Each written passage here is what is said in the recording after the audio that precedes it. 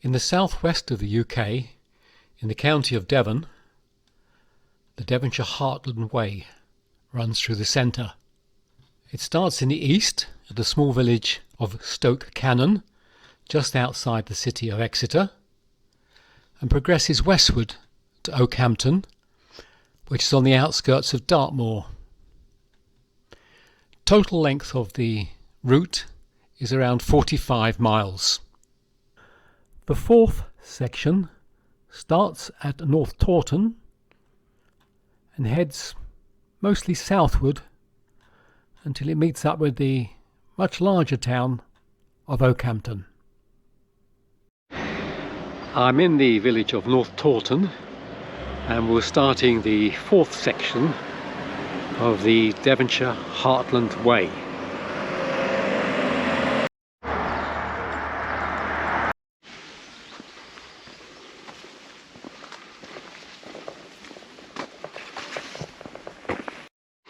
We followed the track through a wooded area and now we've entered this grassy field and we're following the track on the left hand side.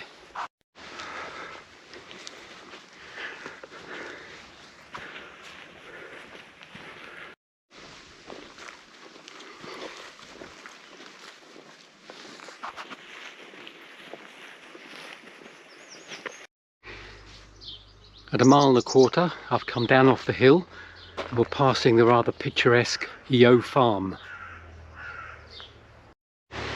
We're crossing over a bridge here with the stream running beneath it. 2 miles completed and we're out in the middle of the countryside, surrounded by farmland. That's the direction we're moving. On our left is a farm. Very pleasant, very peaceful. I've not seen another person. We've now entered a little country lane just for a short distance. I hope. No traffic, very peaceful. What about that for a picture? We've had a very peaceful first 3 miles, but now it's dumped us onto this more main road with quite a bit of traffic on it, just for a short distance, but it is difficult to get away from the traffic and it comes through at quite a speed.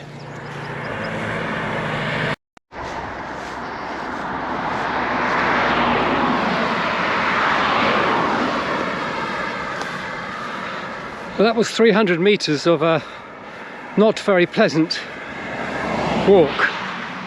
Probably the worst in the whole walk so far, but it's only 300 metres. If you can survive that, you'll be okay. So we're taking a turn off that road now, down this little country lane.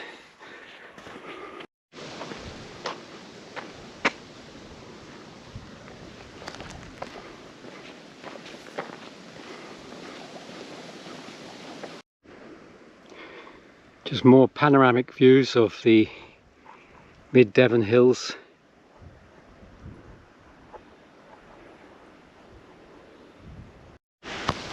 All down the edge of this lane, many years ago, somebody planted all these oak trees.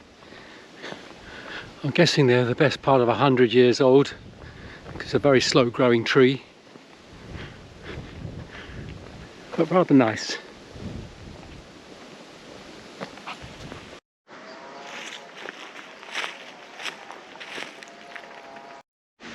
This is the little parish church in Honeychurch. Let's see if we can go and look inside. Wow, this is small. Very quaint. Up on the walls here we've got some of these frescoes, and they usually date back to medieval periods. When they come to take off the paint that's been put on top, they discover these very early paintings. The pews themselves look to be very old, very rustic.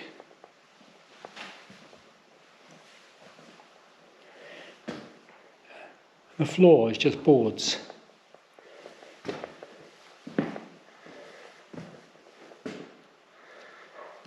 Very quaint.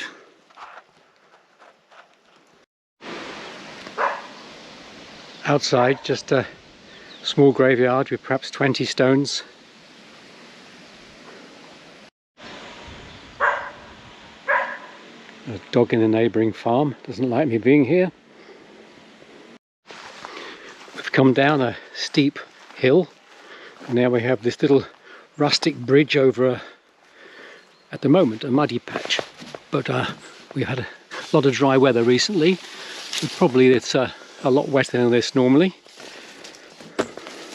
And then we're going up over the hill there. We're crossing over another of these stone bridges, a stream beneath us, and the path we want is just across there. Although this is clearly marked as a public footpath, and there was a signpost a few yards back, the farmer clearly doesn't like people coming along here, so he's got the sign here. We'll see. And at the other side of the field we just crossed, we see the same sign, bull in field, but there was no bull. There was half a dozen sheep, and it's a public footpath, so the farmer simply isn't allowed to put any animal that will attack people on the footpath. Following this old Devon lane, very little indication that anyone's been along here recently. No trampled grass. Some interested spectators. I don't see many people up here. Just on the 5-mile mark from North Tawton, going up another one of these little Devon lanes. Not much sign that anyone else has been up here recently. Very pleasant, very peaceful.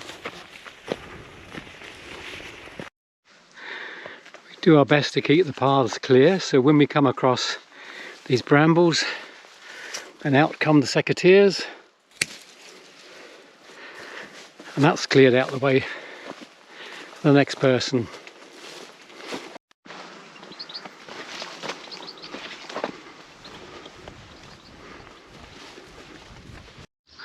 I've reached the pretty village of Sanford Courtney. A lot of thatched cottages here, very chocolate box type appearance. This cottage has a number of images in the external plasterwork. I've no idea of their significance.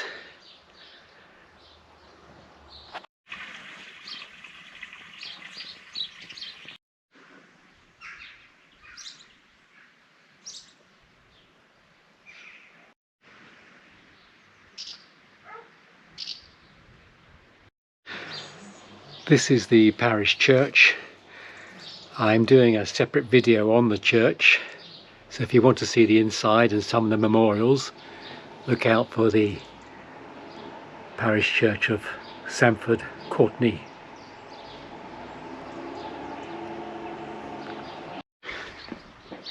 On a wall in the village we have the plaque here when the people killed a local farmer, William Hellions, as part of the Prayer Book Rebellion.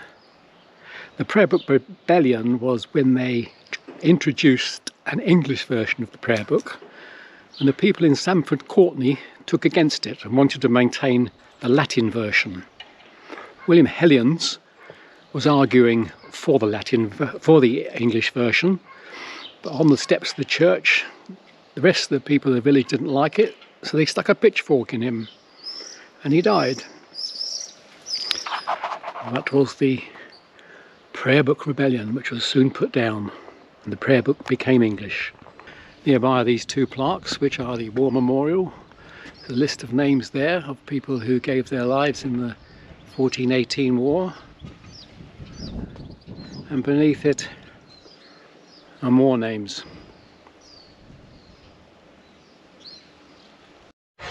It's a pretty little village, very picturesque.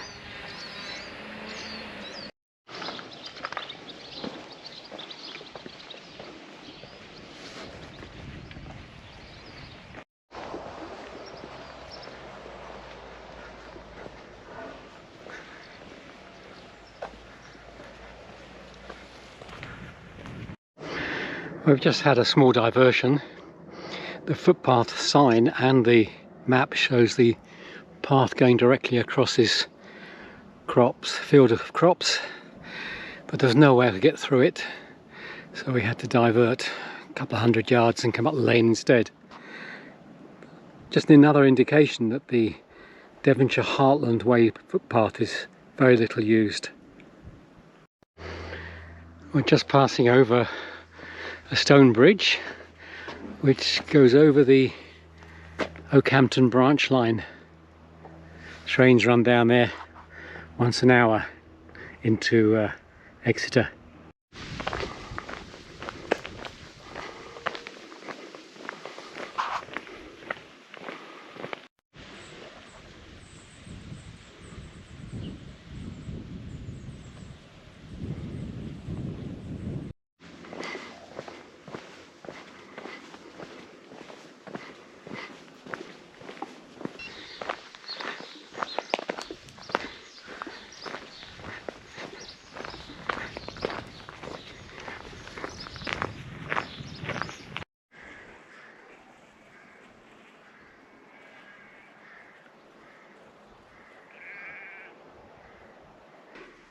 .7 miles,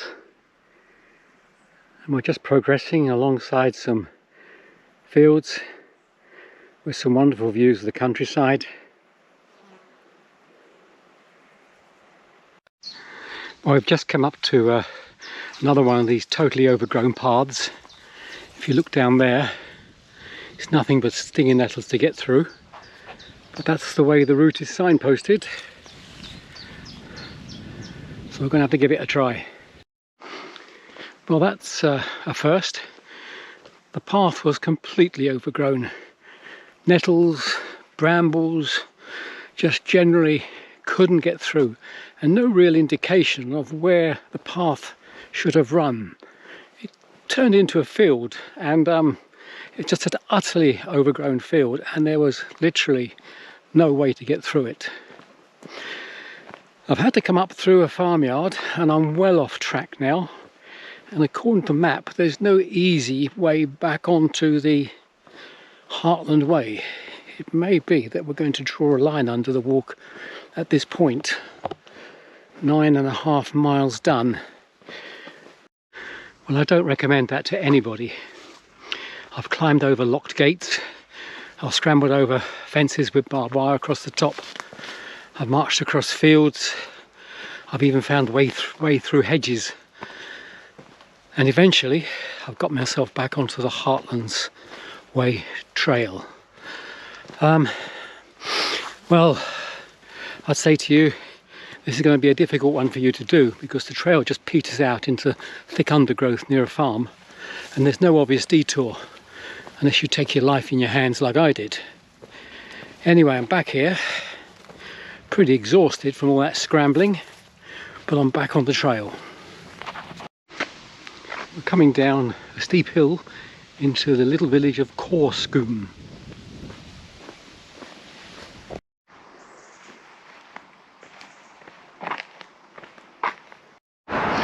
Well, the Heartland Way has brought us down now onto the main road into Okehampton.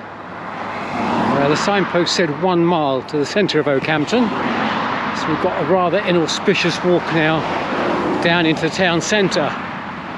The lane brought us down to the main road leading into Okehampton, full of traffic, and we walked alongside that for a few 100 yards. We crossed over the railway track and then took a little lane down beside it, and this is that lane. There's a pleasant little spot here with a stream and a viaduct which carries the railway line over here. In the background you can hear a lot of traffic noise. That's because in the trees there is the main A30. Got a nice little spot here. Now there's a number of paths combining here, different bridle ways, part of the Tarka Trail and the Heartland Way. Not quite sure whether the Heartland Way is still continuing or whether it's just disappeared into the other trails. We've had a good day's walking. It's been very hot today. There's been some lovely places we've seen, Some pretty villages, a lot of field walking, quite a lot of navigation to do because there are no signs, and of course that very disappointing part where it was utterly overgrown.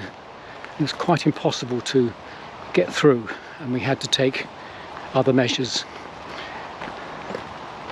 Would I do the walk again? Probably not. I've enjoyed it. I found some villages I didn't know about. But there are other walks in Devon as well. If you do this walk, do make sure you've got yourself a good GPS. It's quite difficult to navigate. The paths are not marked clearly. But do it once. It's worth doing once. Till the next time.